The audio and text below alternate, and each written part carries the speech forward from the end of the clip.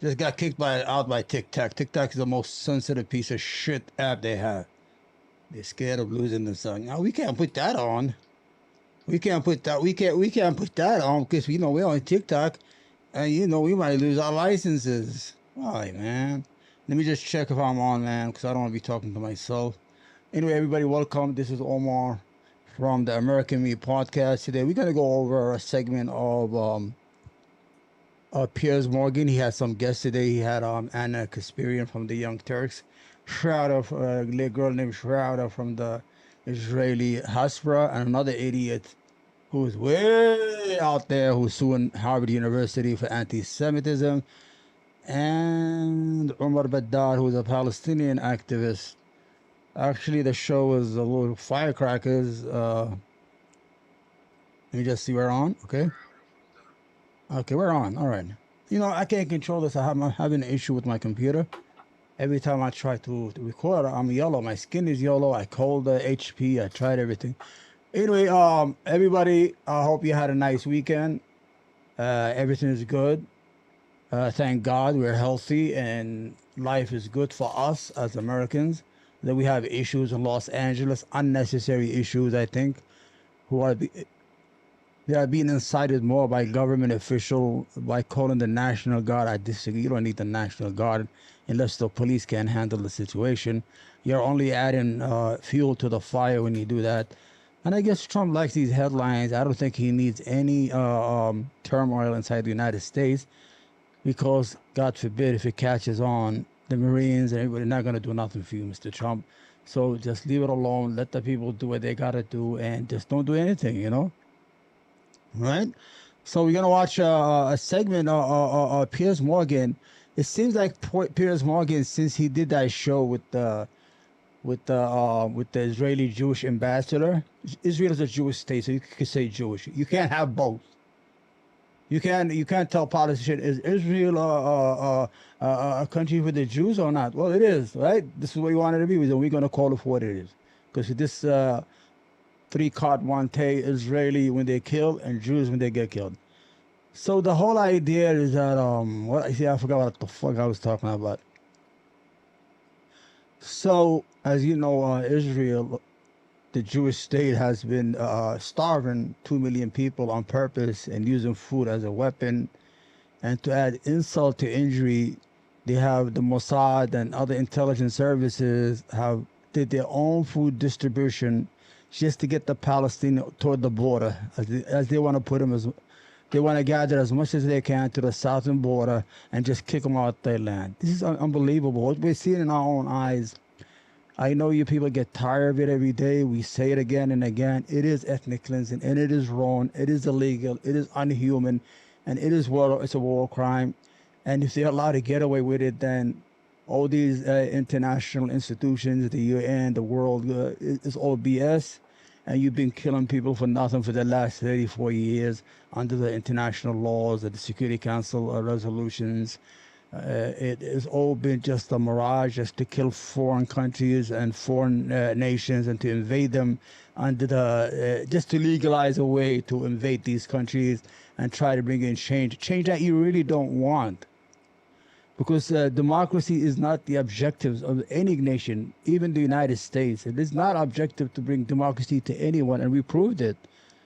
The Arab Spring, through peaceful movements and marches, toppled all the dictators in the Middle East who are not the oil, the petrodollar places, and replaced them with a democratic elected governments. One by one, they were toppled by the deep state, and we're back to square one.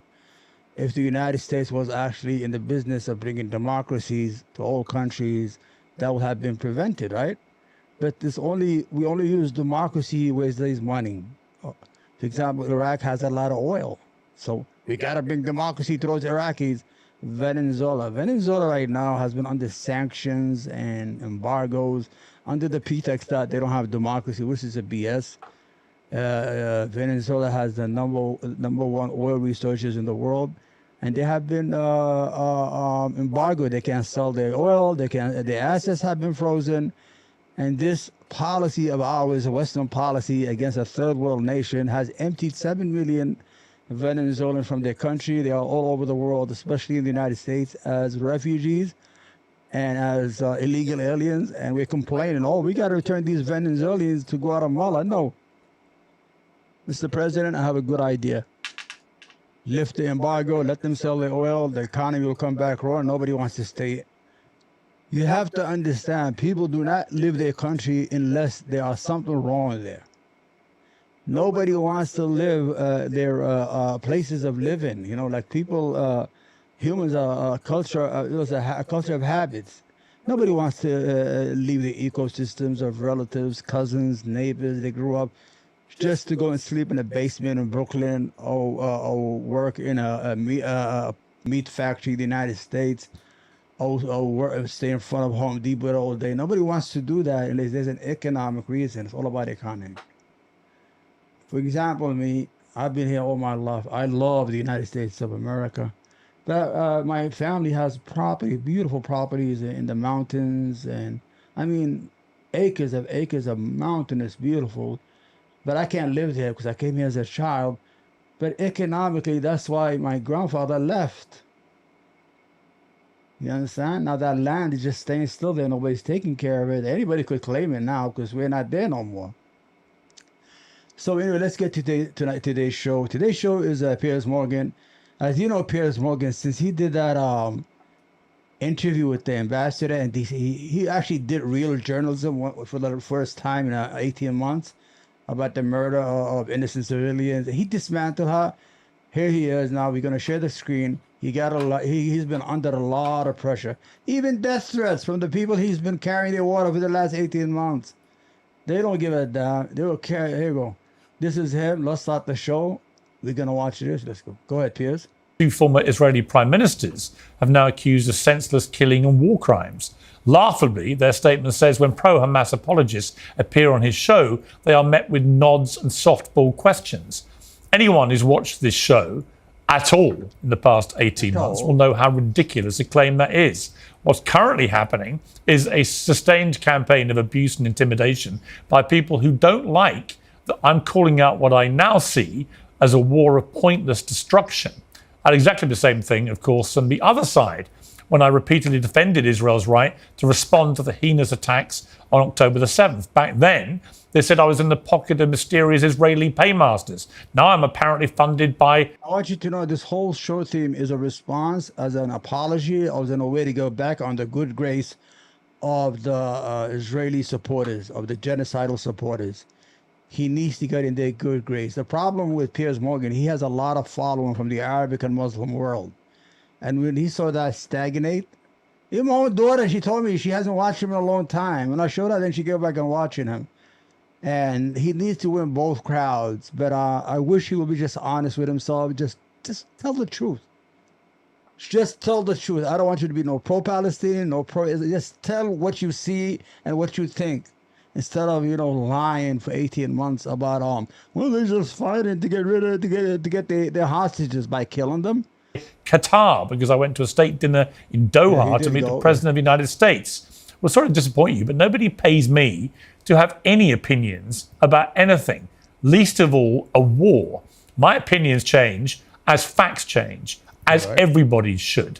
And no one's going to abuse and hector me into saying anything other than what I actually believe. In a couple of minutes, I'll talk about all this with my panel. But first, I'm joined by the UN Special Rapporteur on the occupied Palestinian territories, Francesca Albanese. Welcome back to Uncensored, Francesca.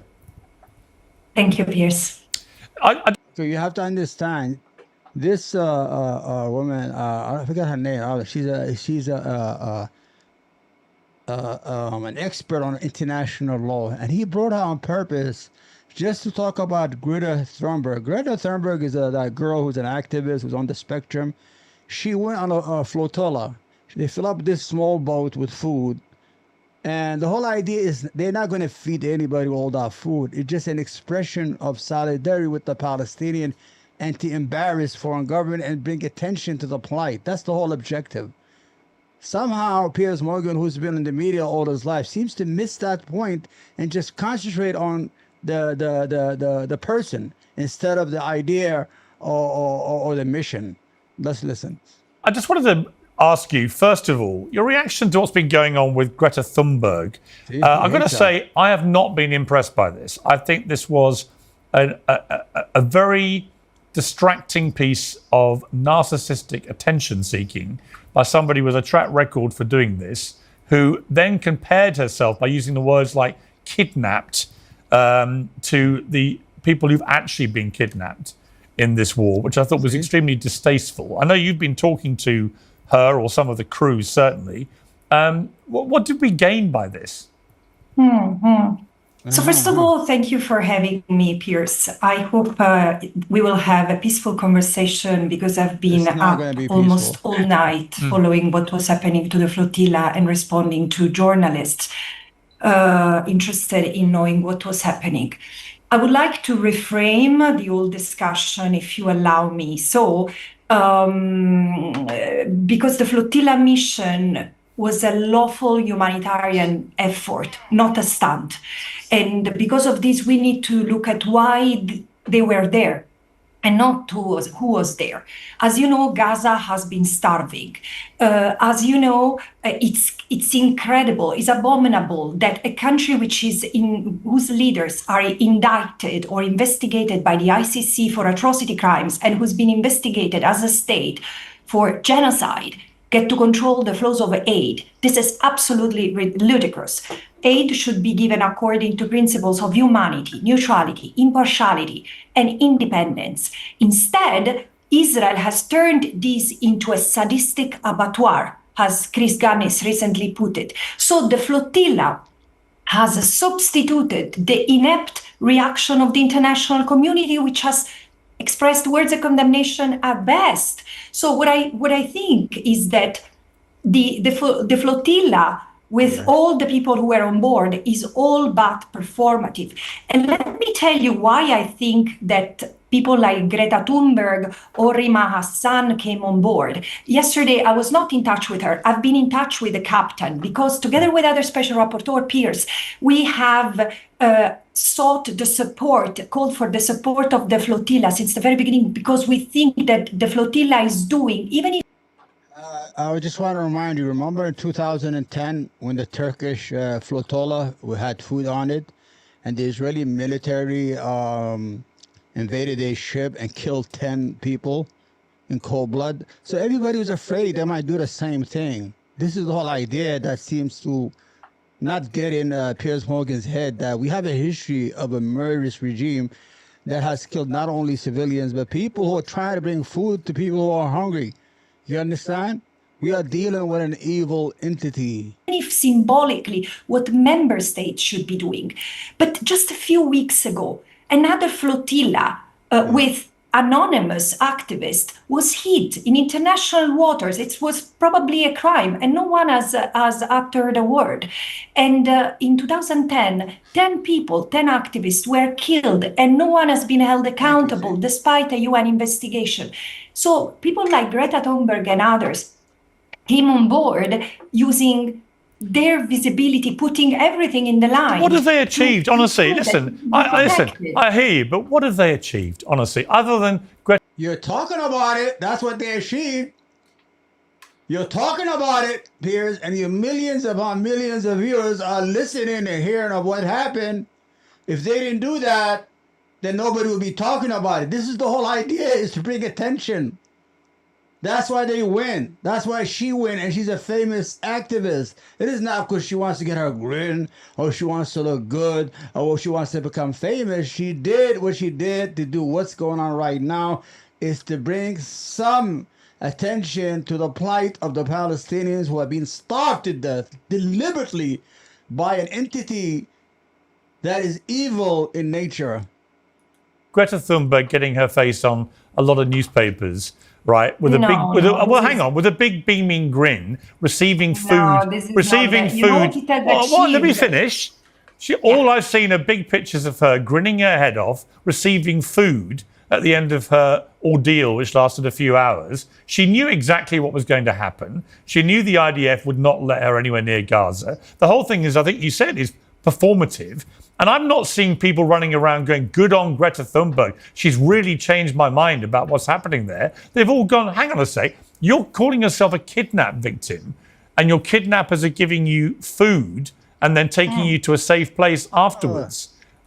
Hold on. So let's use Piers Morgan's idea that she was kidnapped. Obviously, she was in international water. She was not in the Palestinian water off the Gaza Strip. So they are being kidnapped. If you're being taken off your boat by a military junta without any purpose, then you are being kidnapped. The idea she was given food. So it's the hostages with Hamas. They're giving them food. I mean, it's not like you're not going to feed people. So that whole idea, well, they gave her food. They let her eat. I just don't get it. Piers Morgan, I told you, he's stuck between a hard and a rock place. He has to please his audience is a majority Muslim or pro-Palestinian audience. But his world or his ecosystem is mostly pro-Israeli genocidal war. And he gets a lot of pressure from the people who are in high places. So he has to choose between the people that follow him and feed him, because when we watch, he makes money, or the people who had let him go. He was fired off the network in Britain. He was let go from CNN. So he has no future in that world. So he should give it up. Good. Here we go with the allergies. We started. Why would you use that kind of analogy when actually the war is raging, as you know, because Israel is determined to kill all the Hamas terrorists and get their hostages back who actually were kidnapped? I think you are the only one left who still believes the killing all Hamas terrorists, Piers. Frankly, Israel has such a I said that's what Israel is. I said that's what Israel has said it is trying to do. Not killing Hamas terrorists. I've actually been hang on. I've been very just to be clear, Francesca. I've been very critical of the Israeli government in the last but you're still mentioning that Israel is killing terrorists. I'm repeating their mission statement, which they said was to eradicate Hamas and get their terrorists and get their hostages back. Dry skin, deeper wrinkles, and crepiness are just a few of the visible signs of aging. I didn't say that this is performative at all, rather the contrary. And the fact that you and I are speaking of this boat is while you have not been interviewing me about the other flotilla who was hit in the middle of international waters, and it was deflagged, which is an incredible violation of people's safe sailing and security. When it happened a couple of weeks ago, it's people like, I'm not saying people like you, but the media is quite sensationalist, and it has been salivating around the fact that there was Greta Thunberg on the boat. I've never talked to Greta during the context of this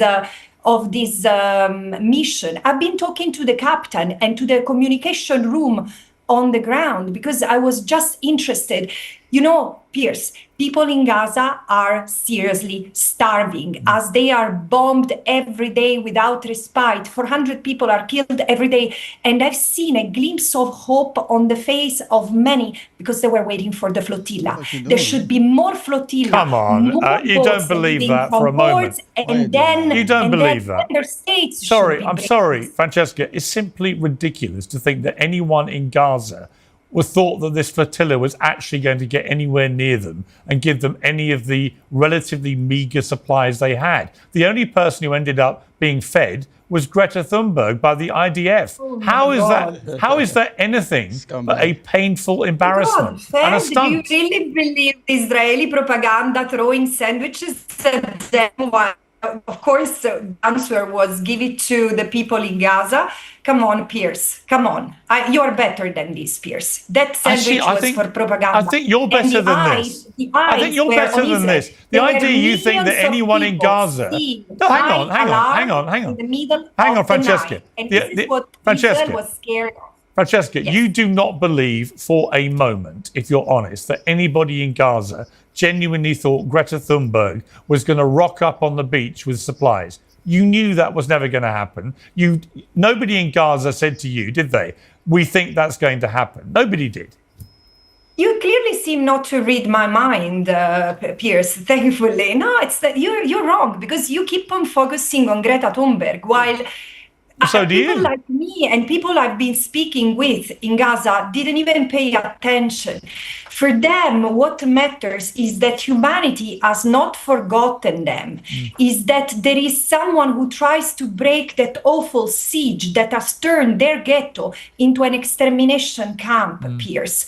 Again, I say let's move away from the flotilla, because the flotilla, one thing is sure, has raised two important points. First is that member states are not doing enough, and if there is something that is performative is Western condemnation, including that of the UK, because this boat was sailing with a UK flag, and the fact that Israel seized in international water, intercepted in international water a UK flag sailing boat means that this is an act of, can qualify as an act of aggression against the UK. Have you heard the voice of any UK politician on that? Maybe they spoke. I didn't hear that. And again, this is the usual politics dynamic. The rest is that today there is a lot of attention, a lot of focus on this. And in 30 minutes, 1 hour, there were millions of people who had seen my alarm and that of others I was on the phone with them as they were encircled by vessels and then by quadcopters. Quadcopters are the drones who are there to shoot, Piers. And I asked these people, guys, put on the helmets, can you? And they say, nobody shot them. Nobody shot them. No one did anything but to in them. 2010 they did. Can you predict what Israel will be doing? Is not by, I was sure. Right. That Israel would not give order to shoot at these people because of their visibility. But it takes one person to be in the wrong state of mind for things to go incredibly wrong. 10 people lost their life in 2010, Piers, and we would dishonor their memory if we continue to ignore them and talk about Greta 2010 is a very different story at a very different time. Yeah. And for you, Piers, but not for the people in Gaza. Hello, because you woke up in 2023 after No, October. I was covering it in 2010. Sorry, just to be clear, I was covering they it. They had already suffered. I was insulting my intelligence with her facial expressions. Trader. The interview very much. Till the next one. Bye-bye, Piers. Bye-bye. Well, joining me now, the American-Israeli commentator, Emily Schrader, Anna Kasparian, executive producer and host of The Young Turks, PragerU's Shabbos Kestenbaum, who's suing Harvard University over anti-Semitism, and Omar Badr, the Palestinian-American journalist. Well, welcome to all of you. Let me start with you, if I may, Emily Schrader. The interview I just conducted there with Francesca Albanese from the UN, I just find it extraordinary that anyone would think that Greta Thunberg, with her silly flotilla stunt, was doing anything other than promoting Greta Thunberg. But have I got this wrong? I mean, that was a pretty painful interview to listen to. That was such a beautiful softball question for her, this piece of shit. Piers Morgan purposely has an issue with Greta Thunberg. He seems not, he knows, but he doesn't want to. The whole idea of the food flotilla was to bring attention to the plight of the Palestinians who are being starved. That's the whole purpose of it. And the reason that Greta Thunberg and other people with high names is because it will attract attention. Because a week ago, people went who nobody knew who they are. Israeli drones, they shot up their boat and they had to return back. So this is the whole idea. Go ahead. I actually happen to agree with you very much when it comes to Greta. It was very clear that this selfie yacht was a production for Greta, by Greta, and for Greta. It did very, very little, if anything, to even raise awareness for the situation. And of course, how they framed it, filming a video before they were even intercepted, claiming they were kidnapped, is absolutely reprehensible. I mean, it's just shameful to even use this language at a time when there are dozens of hostages who are still in Hamas captivity, 612 days today. Utterly shameful. And beyond that, the humanitarian aid that they were allegedly taking into the Gaza Strip, which was 100 kilograms of flour, just one truck of humanitarian aid that's being transferred by Israel into Gaza right now contains 25 tons of flour alone. That's 250 times what Greta was bringing in on the entire flotilla. And that's only one truck. So if we say that Israel brings in 100 trucks of humanitarian aid that is then distributed distributed by the Gaza Humanitarian Foundation that they're working with now, assuming that Hamas isn't shooting them, then that means that 25,000 tons of aid, 25,000 more tons of aid are being distributed to Palestinians in the Gaza Strip by the state of Israel with the production, with the assistance of local Palestinians on the ground, than what Greta was bringing in the first place. So the idea that this had anything to do with helping Palestinians on the ground is absurd. Okay. And I actually agree with you completely that there was nobody in the Gaza Strip that believed Greta was going to roll up on the shores of Gaza and provide humanitarian aid. No, I'm going to come to Omar to respond to that. But just before we move on, I also want to talk about the two interviews I've done, one with the Israeli ambassador to the UK and one with Natasha Hausdorff, the lawyer, in which both of them, I just kept asking the same question, Emily. I'm going to ask it to you. Why is it that everyone on the pro-Israeli side of this can always tell me exactly how many Hamas terrorists have been killed, but they can never tell me how many innocent children have been killed in the process of killing the terrorists? Why are they only counting the terrorists being killed, not the children? This month, Tax Network USA is proudly celebrating the birthday of the United States. Today's sponsor wants to mark that occasion by honoring freedom. Government spokesperson. No. Government spokesperson. Government spokesperson. No. The penalties could add up very quickly. The IRS is stepping up enforcement, but the specialists at Tax Network USA can help you. Whether you're self-employed, a business owner, or your books are just a bit of a mess. Your consultation is free, so take the first step now. Call 800-958-1000 or visit tnusa.com/peers. 10% of all services through July 4th. taxnetworkusa.com/peers. Well, first of all, I'm not an Israeli government spokesperson. I never have been. I've never worked for the Israeli government. But I don't think that we know exactly how many Hamas terrorists have been killed. I think that I blocked this fucking piece of shit on Twitter because all day she does is repeat lies about Iran, about the Palestinian. She carries water all day defending genocide every day on Twitter. I had to block her just for the sake of my mental health, because I could not see a subhuman like her every day. That they have an estimate, and I also think that they have an estimate of civilians. They have not been releasing those numbers consistently throughout this war because it varies a lot. And in addition to that, we have a lot of the lists that have been released by Hamas, at least initially by the Gaza Ministry of Health, which is of course Hamas controlled, that they have changed the data after the fact. So there's a lot of inconsistencies. There's a lot of information from the dust that has not settled. This is an ongoing war, and I think that's part of the reason we don't know all the answers to that. Nonetheless, any civilian death is a tragedy. It's an awful, awful thing. I wish that it wasn't happening, but unfortunately, it is Hamas that has rejected repeated ceasefires, including the most recent one that would have seen at least 2 months of ceasefire, as well as the release of 10 hostages, as well as the bodies of dozens more. All right, Omar, first of all... A pause in fighting is not a ceasefire. A pause in fighting is not a ceasefire. I'm so sick of the rebranding of a ceasefire. A 2-month pause in war is not a ceasefire. Period. End of story. Go ahead, Omar. Then Hamas is welcome. Hamas is welcome to release all of the hostages. I said what I said. If you release all of the hostages, that is not a then we can talk ceasefire. about it. This idea that you release the hostages and as soon as the hostages are released, Israel will continue their genocide is unacceptable. Unacceptable. But anyway, continue. You know what else is unacceptable? The fact that there are more than 50 hostages being held by Hamas unacceptable. For more You're than 600 a vile days. individual. Let me ask you something. Let me ask you something, Emily. You were on this show, you were on this very show a year ago debating Abby Martin.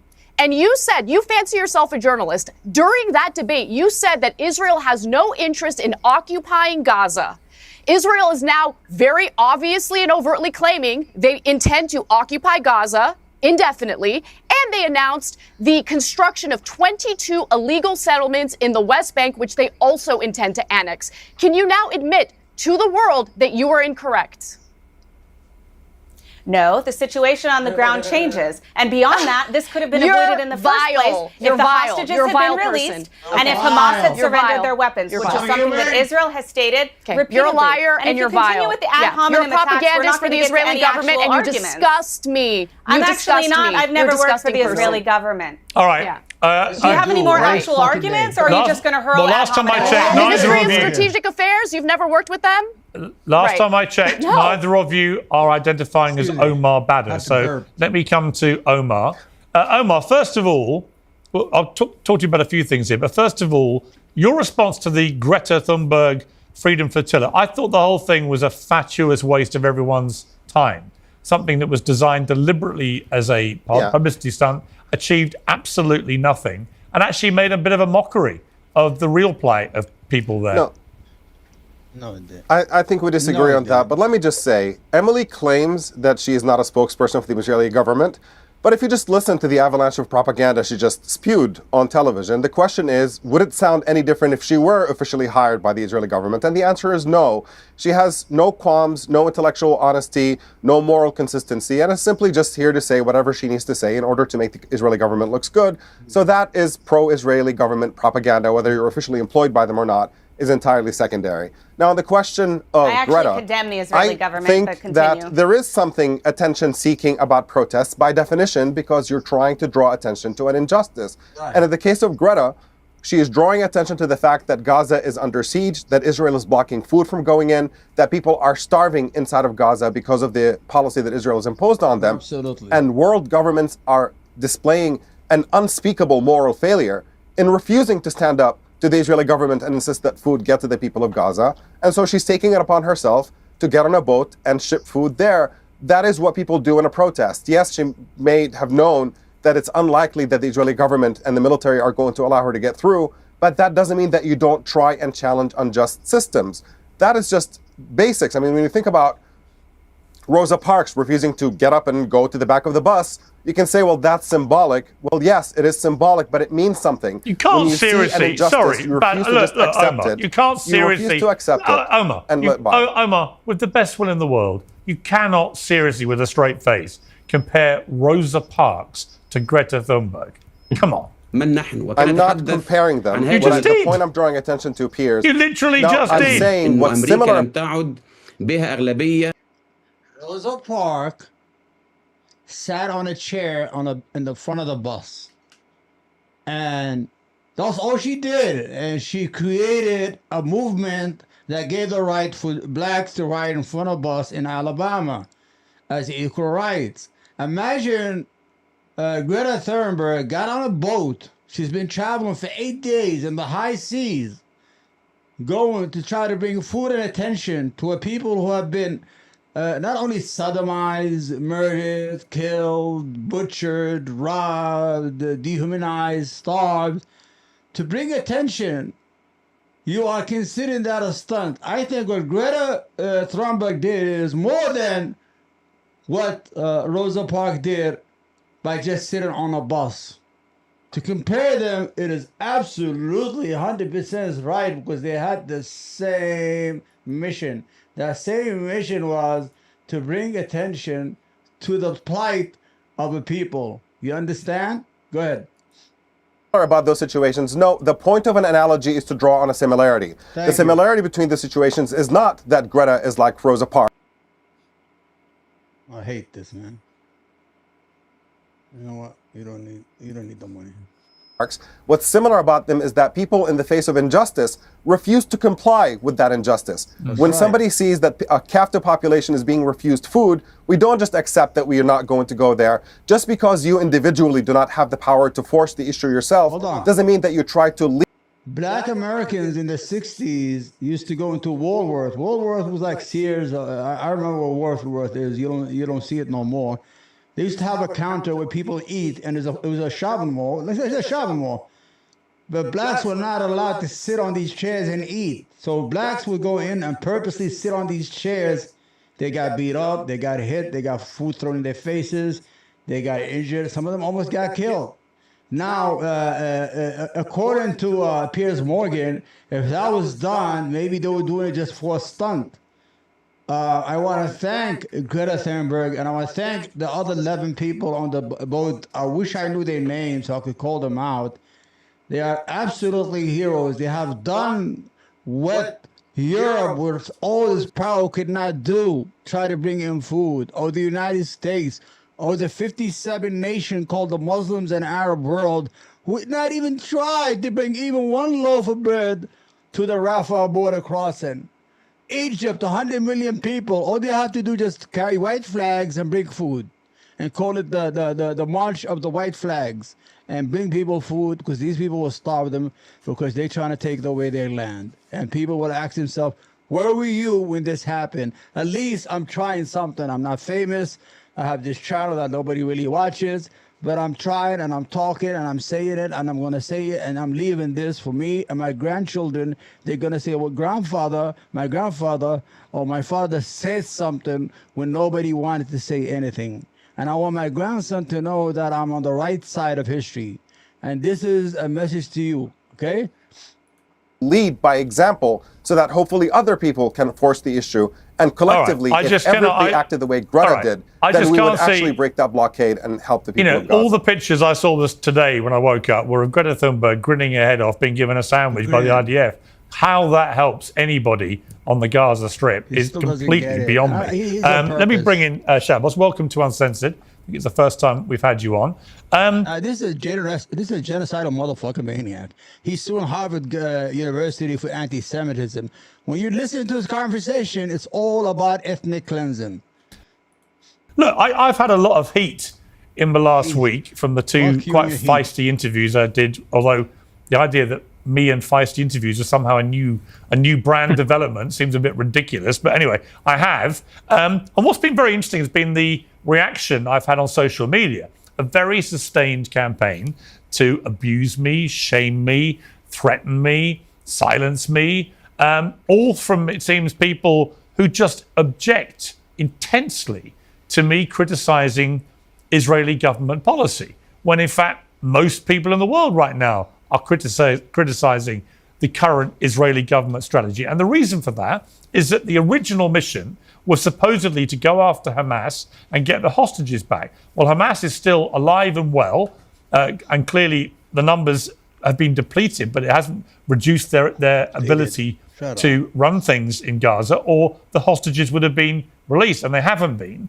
But secondly, if you look at the reality of what they're doing with their blockade, for example, only recently lifted in any capacity at all, the 3 months nonsense, isn't it? Sure, I certainly pity the level of political discourse, not just in our country, but also across the world. This is increasingly why young Americans are being dissuaded from joining the electoral process. We have to stop with the straw man argument. We have to stop with the ad hominem attacks. The reality is very, very simple. On October 7th, Hamas and Gazan civilians went into a sovereign country. They raped Jewish women. They kidnapped Jewish babies. They mutilated. There was no rape of Jewish women. Yes, there was a baby kidnapped. There was no mutilation. This is all he's saying. He's just repeating talking points that has been debunked, are nothing but just talking points by these motherfuckers who know no shame.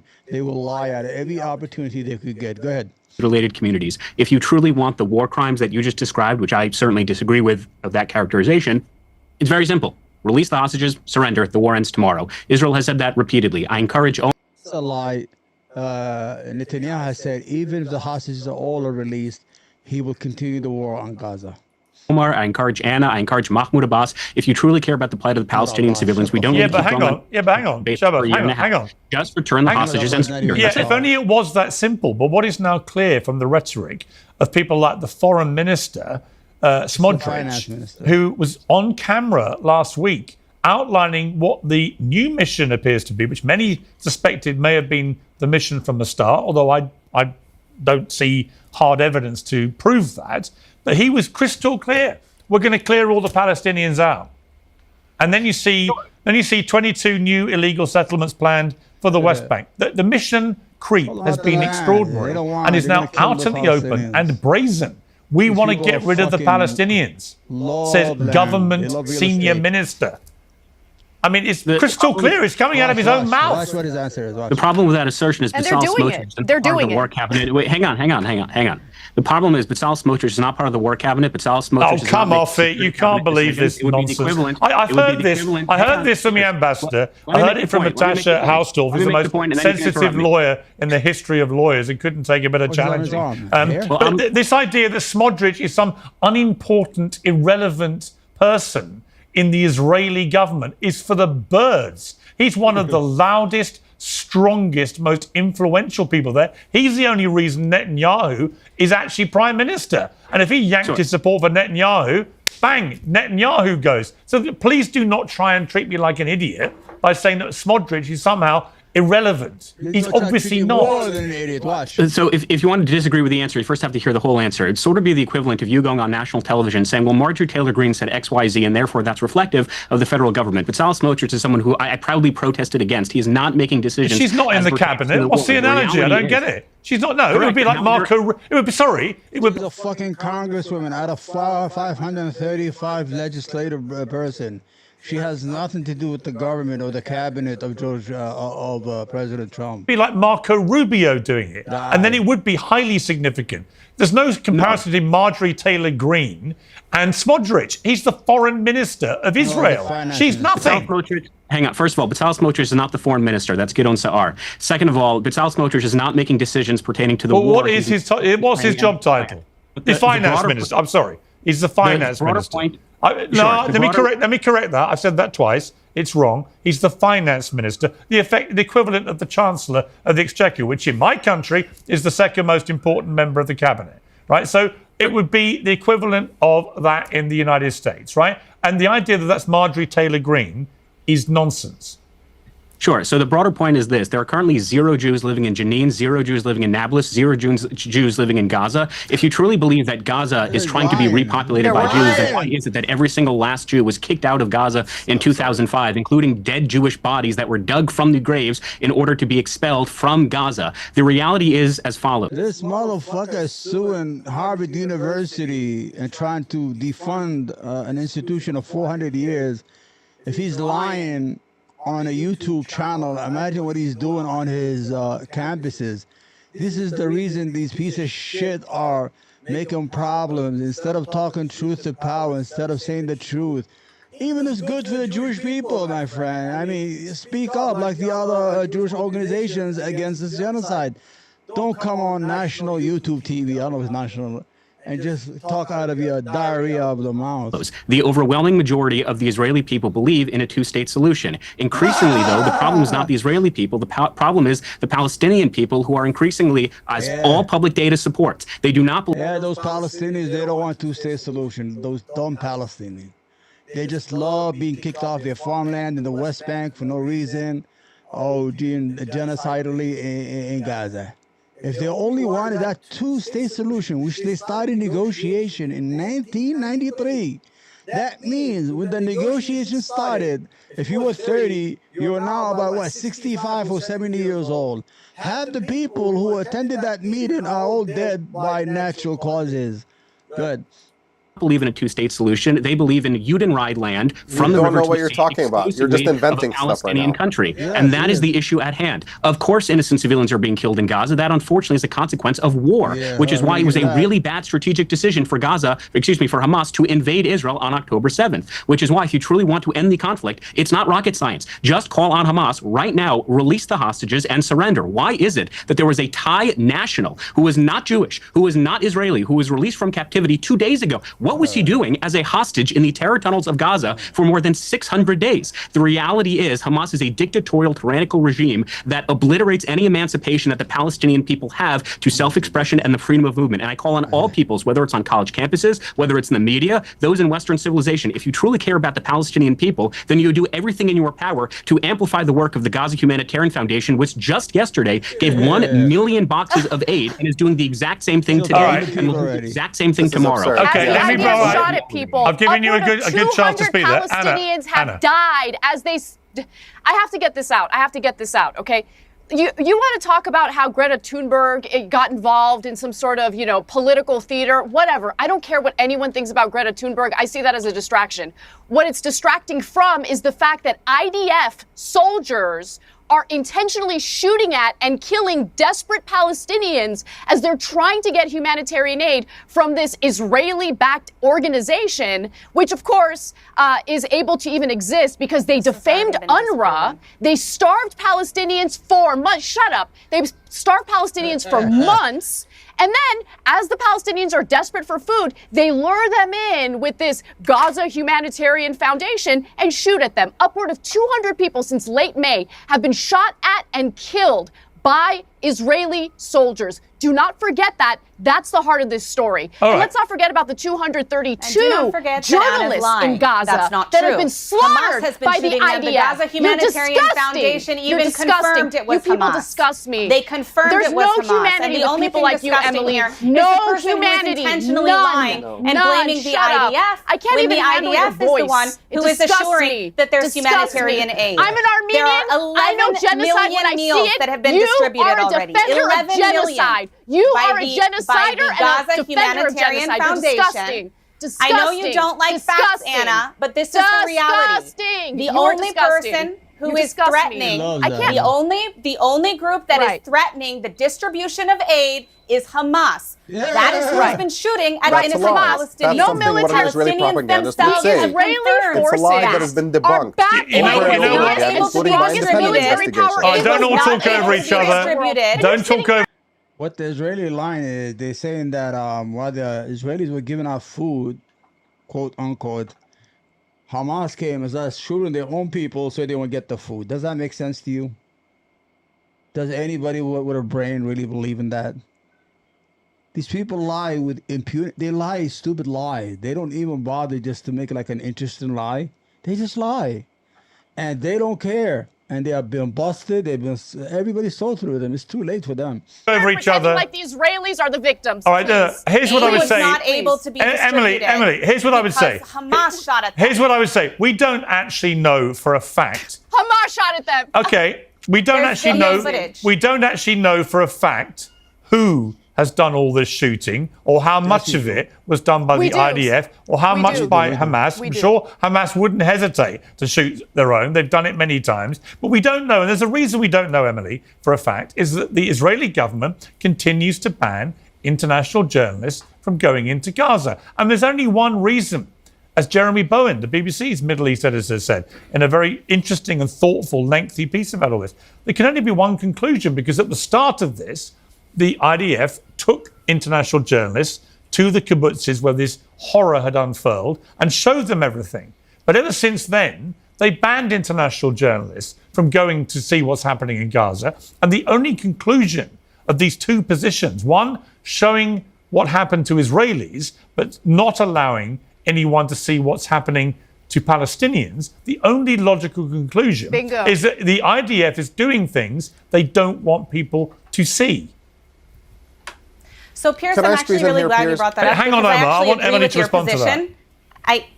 I actually agree with your position. I think that the state of Israel should do much more to ensure that international journalists are able to freely enter Gaza. I think that there are other concerns on the ground, like security concerns, because it has been that Hamas has taken international journalists hostage. You know, as well as me, Alan Johnston is a great example of this. In 2021, as well as 2014, we saw that Hamas was pressuring international journalists on the ground, not allowing reports to be sent out unless they were approved by Hamas. So there is an actual threat in addition. But the risk assessment should be made by the journalists. It's not for the IDF. I agree with you. Or the Israeli government to determine a risk assessment for independent international journalists. They will decide. I agree with you. I think that Israel should ensure and do everything they can. I agree with you. I think that Israel should do everything they can in order to ensure their security as much as humanly possible. But there are a lot of factors at play here, including the use of human shields by Hamas, including the pressure on international journalists, including the threat of hostage taking. And so there are a lot of factors that play. There are a lot of Israel has killed more than 200 Palestinian journalists. They are accusing them of being either terrorists or being. They even killed one journalist because he took photos during the October 7th attack on Israel. Now, if you're a journalist, this is a great opportunity. That's not your business. You took photo and you actually did them a favor by recording the incident. But they said since he was with them, then he is one of them. It's like having an embedded journalist with Israel. So then that he must be with them. So you have killed more journalists than anybody. You have killed more aid workers than anybody. You actually murdered 15 medics with their ambulances, made a big hole, and put a mass grave with the people and their ambulances, and just shut it down until they found them and found the book and found the phone in one of the pockets. of the victim who's videotaping the whole incident that were killed in fucking cold blood, man. These people have no sense of humanity, and they don't deserve it anymore either. Play into this decision. Now, I'm with you on the end result. I think that this is something that Israel really needs to do, and it's critically important because I believe that the information that they find in the materials that... So the whole idea right now, they are taking a different approach when they come on. They're going to agree with piers. Well, we should have journalists on the ground. I really agree with you. Israel should have some, just to agree for the sake of agreeing, not to look bad and not to debate the idea. You understand what they're doing? It's just lip service. That's what they're doing right now. That they are able to go through in the materials that even the IDF has released about some of these people, some of the claims that they have made are things that should be scrutinized by the international community on the ground. All right, Omar. We have to be clear first about who is killing the people who are going to these distribution centers. There's always a pattern that repeats itself over and over again of the Israeli government claiming they had nothing to do with an incident until there's an independent investigation. In this case, in the most recent shooting, CNN did an analysis of the recordings and concluded that the gunfire was consistent with something that would come out of the Israeli military, and that's why they pointed the finger at the Israeli military. And this is a pattern that repeats itself over and over again. You had the killing of 15 paramedics by the Israeli military that initially the Israeli military pretended they had nothing to do with, until the facts were uncovered, until they dug up the ground and saw where the ambulance was buried, until they got the recordings of the incident. And once they're caught red-handed, it's always like, oops, that must have been an accident. But at what point are we going to stop listening to a government that has produced a record of lying over and over again? I mean, they've pointed at a calendar on a wall in a hospital that simply has the days of the week on it written in Arabic, and just assuming that this is for a Western audience that doesn't read Arabic. And so they point at it and say, these are the names of terrorists on this calendar. I mean, we just have to get to the point to where we can't give this government the benefit of the doubt anymore. They and everybody who does apologetics for them, like Emily does, are simply full of shit. There's just no other way to put it.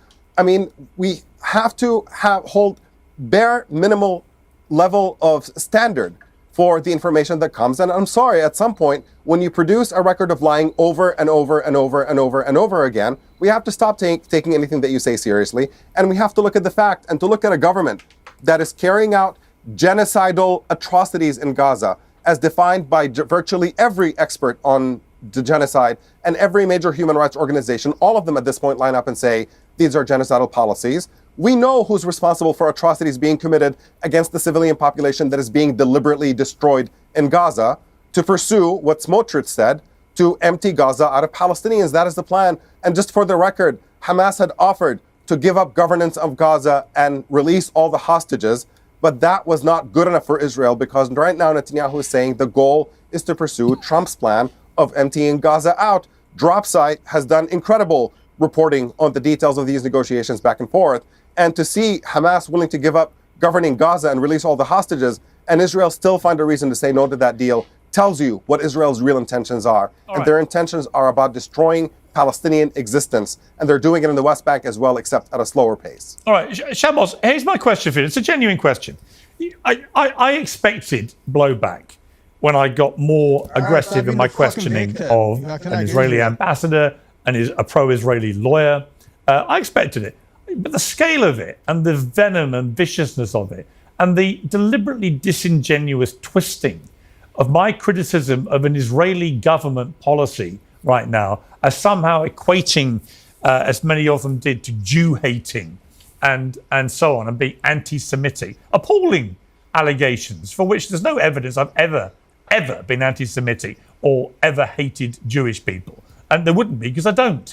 But this idea that that's the only default position to anyone who criticizes the government right now, when vast swathes of the international community are criticizing Israel's government for what it's doing. I don't understand that. I mean, I remember when I was editor of the Daily Mirror over here in 2003, I opposed the Iraq War. It didn't mean that I hated English people. So I don't understand why this has to be the default position. And I had it all, by the way, from the pro-Palestinian side at the start of the war, when they all thought I was in the tank for the Israelis. I just thought Israel had a right to defend itself, but I kept asking, what is proportionate? I don't know, I kept saying. What is proportionate? And then I reached the conclusion several weeks ago, having been increasingly critical all year, by the way, and people can go back and check if they can be bothered. But I've been increasingly critical. And then when this blockade started, I thought they're actually starving people now. That is a war crime. You can't starve people. It's actually a war crime. And to not call out what you see would be a dereliction of duty as a journalist. But I just don't understand why criticizing a government means you hate a people. Can you explain that? Sure, I would definitely agree with you. Whether it's anti-Semitic or not sort of misses the point. It's just bad politics and it's bad policies. I'm not in the interest or in the business of dictating whether Israeli policy or the Israeli government is orchestrating the war well or not. What I will say is this, and Omar mentioned this earlier, if you truly believe that the innocent civilian population of Gaza are being forced to have this mass starvation efforts, if you truly believe that that is the case, well, okay, Gaza shares a border with Egypt. Why don't you allow, in the exact same way that has been fought in modern warfare of the last 100 years, anytime an innocent civilian population is facing war in their own home front, that you would safely listen to the fucking genius here, ladies and gentlemen. Evacuate them to a neighboring country. I remember when Amnesty International, when the Human Rights Watch, when Kenneth Ross said, hang on, when they said that it is Bangladesh. How about we evacuate the Israelis to Europe? How about we do that? How about we do that? Let them go back home, huh? They're in a castaway island. They don't really want to be there. They're fucking getting skin cancer from the Middle Eastern sun. They're living lousy life. Every day they have to kill and kill and kill just to maintain themselves in an island that they don't belong in.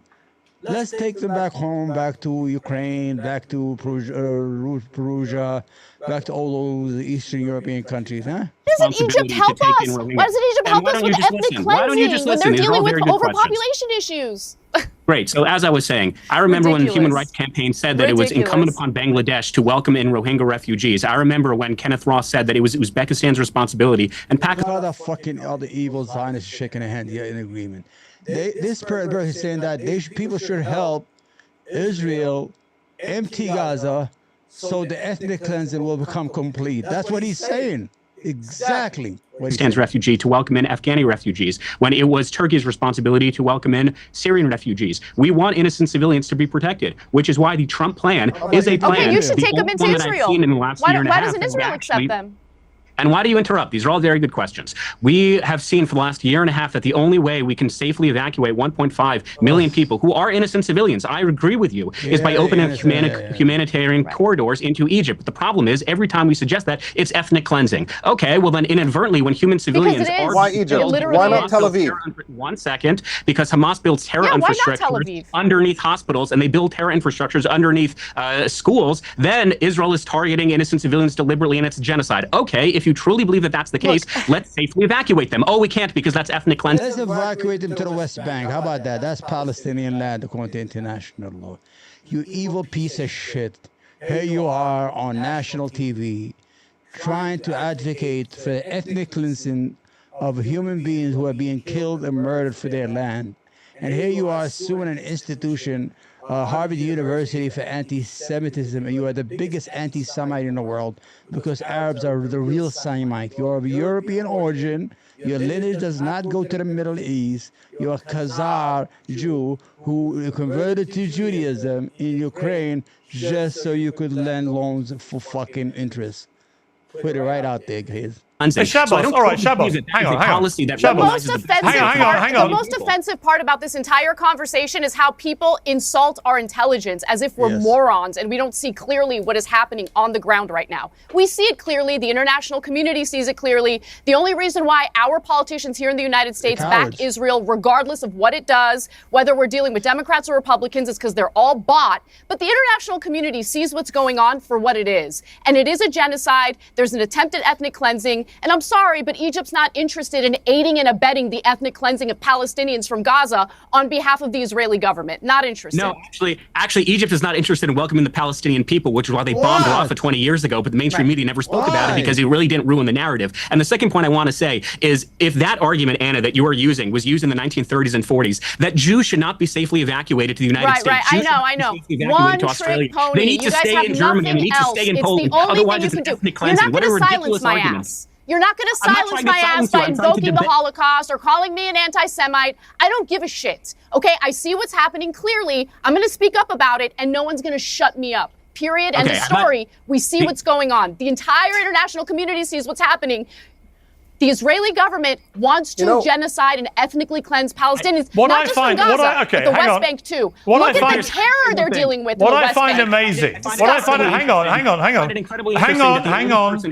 on, Shabbos, please. Hang on. I want to go to Emily. What I find extraordinary, I genuinely mean this, is there seems to be either a lack of awareness of what the rest of the world is now beginning to feel about this, or a deliberate putting head in sand and saying, it's not happening, we don't want to hear it. Because, if I was an Israeli, if I was Jewish right now, it would be impossible not to be aware of how the world is beginning to feel about this, and that this has got out of hand. It's disproportionate. Too many children are being killed. There seems to be no end game for this whatsoever, other than, as Shabbos has just said, getting all the Palestinians out, right? Which is clearly what Smodrich, the finance minister, wants to do. And it's clearly what other members of that cabinet agree with him about. I just don't get why there's no awareness or deliberately willful blindness towards the growing international opprobrium from people like me, right, who've been very supportive of Israel's right to defend themselves. But there's just no apparent, all there is a digging in and a sort of blind refusal to admit that anything the Israeli government is doing is wrong, when most people, including two Israeli former prime ministers, have said it's not only wrong, but criminal. Well, I think the fact that former prime ministers or former officials express their opinion about something doesn't necessarily mean that it is or it isn't, whether they agree or they don't agree. Israel is a democratic country. We have a lot of division and debate about this issue even now. And I also think that there is a tremendous amount of awareness of the hostility that Israelis and the Jewish community are facing. Some of that is legitimate criticism of the handling and the conduct of the Israeli government. I myself have a lot of criticism of the current Israeli government. If you read her fucking Twitter feed, you will fucking hate yourself for actually following her or actually not blocking her. The reason she's saying this is you have to understand these people. They're like chameleons. You know, chameleons, when they change colors. She knows that to tell the truth, like the ambassador did, or try to hide the truth, will not look good in a panel like this. So what she does, okay, I criticize my government. I don't agree with everything they do sometimes. I'm telling them I think they're overdoing it. Just to agree for the sake of agreeing, just to make sure that the audience who are watching are hoodwinked, whatever the word is, the street word is hoodwinked, and to believe in that she's telling the truth. She's lying. She's just agreeing to disagree for the sake of not looking bad on the panel who are going to respond to her, like the other idiot who just spelled out ethnic cleansing. Well, why don't Egypt take them? Remember, like we did, why didn't they like Europe? That's the whole idea. The whole idea of the war is to get them off their land. You know that, I know that. Government, including, of course, Smotrich, but not limited to him. Yeah. And I think that across the world, you see a lot of criticism from the Jewish community as well. Unfortunately, at the same time, we also see astronomical levels of skyrocketing anti-Semitism, of the conflation between criticism of Israel or even legitimate criticism of Israel and anti-Semitism, or anti-Semitism in the name of anti-Zionism. We see attacks against Jewish communities across the world in the name of this cause. You know, they like to claim, anti-Semitism. I want to see some raw data. I know the incident that happened in Colorado and the shooting that happened. So the a Palestinian child who's 6 years old was stabbed 26 times for being Palestinian. 3 young men in Vermont who were wearing a kufiya, the Palestinian scarf, was shot, and one of them has been paralyzed for life. An Israeli, a Jewish American in Florida, shot and injured other Israelis who were visiting, thinking that they were Arabs. You understand? Well, you don't see me yelling out, oh, there's a lot of Islamophobia, we're in danger, they're going to kill all of us. No. These are incidents of idiots doing idiot things, not the whole population. So don't do that, because the more you lie, the more worse you look. Because people are investigating. You are living in the age of ChatGPT. I always look at the ADL numbers of anti-Semitism, and I don't find anything. The majority of anti-Semitism, Israel is a piece of shit country. They're registered at an anti-Semitism event. You understand? That's what they do. They lie, and when they lie and lie and lie and lie until they become fucking exposed to their lying. Then when they tell the truth, you don't want to believe them no more. Cause, and that makes it very, very difficult, even internally. I'm speaking to you as an Israeli, even internally, to deal with problems that... You're not Israeli. You're from California. You had a failed acting career. You could not get a job in Hollywood. You decided to go and become the face of the Israeli genocidal government because you have blonde hair, you have a perfect English accent, which they like. Then when you talk, you're going to make perfect sense to the American audience that you're telling the truth. You've been using this shit from day one. If there's a British audience, you send a Jew who believes that he's Israeli and has a British accent. So that for every country, they have a spokesman that speaks the same lingo. You are not from Israel. You never was. You're from California. Trust me. If you were from Israel, you would look like me. I would look like Ammar there, Badar was his name. Ammar Badar over there. You understand? Go ahead. That Israel has on the ground when there is so much illegitimate criticism and so much unfair criticism that is used to target Israel and exclusively Israel, even while there are all manner of conflicts but isn't it possible? all over the world okay, listen, I hear you. right now. They're slaughtering kids. You know, hang on, Emily, I do hear you. Hang on a second, Anna. Hang on a second, Anna. I do hear you, Emily, on that, right? Some of the anti-Semitism and the attacks on Jewish people, it's utterly appalling. Like all of that, I wouldn't qualify it. All of it is appalling. But I think the two things can be wrong at the same time. You know, these attacks on Jewish people are outrageous, shameful, should not be happening. The rising tide of anti-Semitism is appalling and shouldn't be happening. And Jewish people should not be afraid to go out of their front door, which many I know are. I accept all of that. And I'm completely with Jewish people in wanting that fear to not exist and for the attacks to stop. But I can park, and I think everyone should be able to park, what is happening there with the separate issue of whether what the Netanyahu government is currently doing in Gaza is acceptable or not. And I think that is very unacceptable, what they're doing. That has nothing to do with my views of attacks on Jewish people or rising tide of anti-Semitism. To me, they can be two different things. They can both be wrong. They are. I agree with you that both can be wrong. I'm simply answering your question as to whether or not there's awareness both within Israel and within the global Jewish community about this issue, about the fact that there is so much criticism and so much hostility when it comes to dealing with the state of Israel and how they're handling the conflict in Gaza. Okay, fair enough. Omar? You know, when Israel was coddled before, that did not change anything about Israeli policy. During the so-called peace process, all Israel ever did is build more and more and more illegal settlements throughout the West Bank and at the time even Gaza. So you almost want to feel bad for the people who are defending the Israeli position because their position is indefensible until you remember how monstrous the content of that defense is. Because on the one hand, you hear all this nonsense about how Israel is only trying to target the terrorists and they're killing civilians by accident.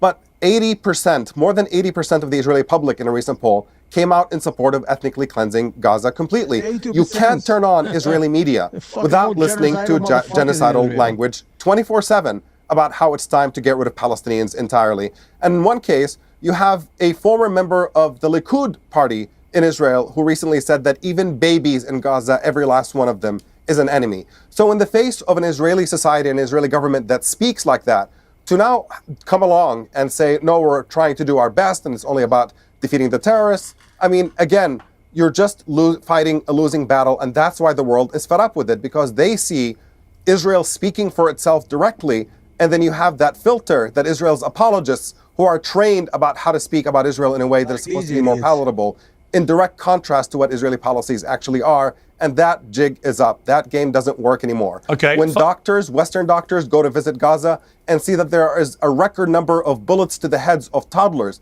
in Gaza, and they see that there's no other conclusion except to say that toddlers are being targeted, you can't defend that as targeting terrorists anymore. All right. Shabbos, final words from you, and then last word to Anna. Sure. I would say two things. Number one, if we want to play the game of what individuals are saying about the war in Gaza, Hassan Nasrallah has repeated for years, it would be great for all the Jews to live in Israel because it would be so much more convenient to kill you in one location than having to hunt you down country to country. Thank God the Israel Defense Forces killed him. Yahweh Sinwar repeatedly said that there would be millions and millions of more October 7ths, and we would have to fight to the very last child. Thank God the Israel Defense Forces killed him. I will say this. If you truly care about the Palestinian population, if you truly care about innocent civilians, then all I would suggest is that we would do what we have done in every single war fought in modern warfare when there is a refugee population. You would safely evacuate them into humanitarian corridors so you can take out the enemy combatants. And when the war is over, you will bring them back into Gaza and you can rebuild Gaza, not into the dictatorial, tyrannical regime it currently is, but rather the Singapore of the West, which is what it was meant to be when Israel pulled out every last Jew, living and dead, in 2005. They wanted to build up Gaza so that could be an economic and cultural powerhouse. But instead, the Palestinian people elected Hamas, and we all know what that brought about. So if you care about the Palestinian people, then all I would suggest is do not have the Palestinian exception. Rather, follow the foreign policy of the last 100 years and safely evacuate the innocent civilians. You can take out the enemy. When the enemy is finally killed, you can bring it back. And if you don't like that option, I have another option. Tell Hamas to surrender immediately and return the hostages. But apparently that's not conducive to Western civilization anymore. All right. That's a lovely fantasy. Final word to Anna. Final word to Anna. Loves Anna's. I just want to mention quickly that Emily is one of these Israelis who's going around doing propaganda tours on manufacturing consent for the United States to go to war with Iran on behalf of Israel. We can't make the same mistake that we did in Iraq. We should not go to war in Iran on behalf of Israel. If Israel wants to go to war with Iran, they should do it themselves without our military support, and that includes taxpayer dollars. Go do it on your own. Go ahead and enlist, baby girl. Go do your thing. But leave America out of it. Our men and women in our armed forces shouldn't die on behalf of your country, period. Okay. I'm going to leave it. I'm going to leave it there. Thank you all very much. All right. Thank you there, Piers, old buddy, old pal. No, you're a little biased today, but it's okay. I understand. You know, Piers Morgan is under a lot of pressure. He got death threats. I'm sorry I look like this. I'm slouched because I am slouched on my chair. You know, I'm just relaxing, taking it easy. So Piers Morgan did take a lot of death threats from the Israeli. Shows you how they react. They always call people uncivilized, terrorists, criminal behavior. They are not able to communicate like other people in this life. Hold on. I could do this now, I guess. I could do this now. Okay? Am I there? Yeah. So the whole idea is bullshit. There is no such a civilization as a civilized. Anyway, I had a lot of stuff to do, but you know, I'm such a lazy person. I'm getting a new camera. I'm getting a new camera and a new monitor because this HP keep on making me yellow. I just switched to the other monitor. Let me go back, my love. Okay. Nope. Hold on. Okay, hold on. Let me go here. All right. So we had a good show. Thank God, everybody. I'll see you next time. And God bless everybody. Take care. All right.